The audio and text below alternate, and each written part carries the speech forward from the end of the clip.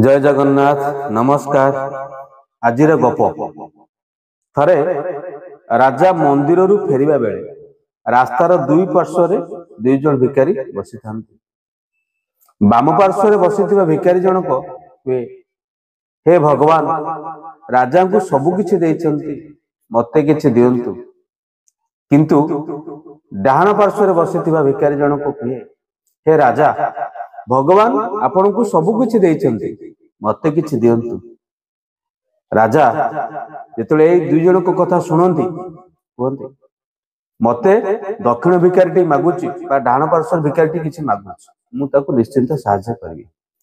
से मंत्री को कहते आमे डाहाण पार्श्वर भिकारी को सहायता करबा, किंतु परोक्ष भाव रे सीधा सड़क कहबानी ताको सहायता करा गला।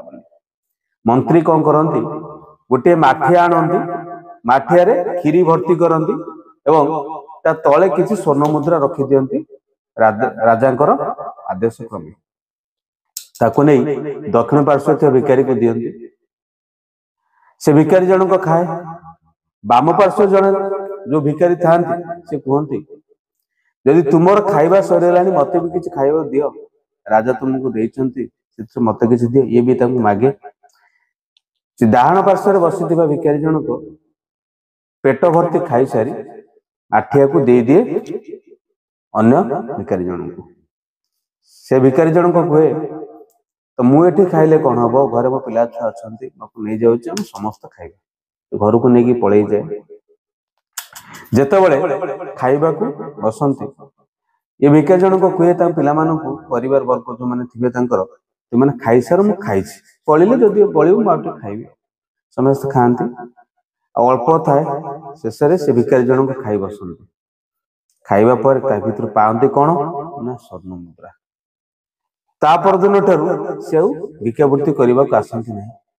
किछि दिन पर राजा आसती मंदिर को पुनर्बार देखती। बाम पार्श्व बसी भिकारी जनक आसुनी, डाहाण पाखे बसी भिकारी जनक आसुची। अर्थात राजा जहाँ को जो भिकारी को साहाय्य करने चाहते से भिकारी जनक एबे भी आसुची, अने जनक आसुनी। राजा जेतले पचारती मु तुमको साहाय्य करथिली, हुए तो परोक्ष भाव रे तुम्हें आसुच, किंतु से जनक आसुनी। सेमानकर कथावार्ता समय भिकारी जनक सब कथा कहे। भिकारी जनक कहे मु एमती ताकू देइथिली।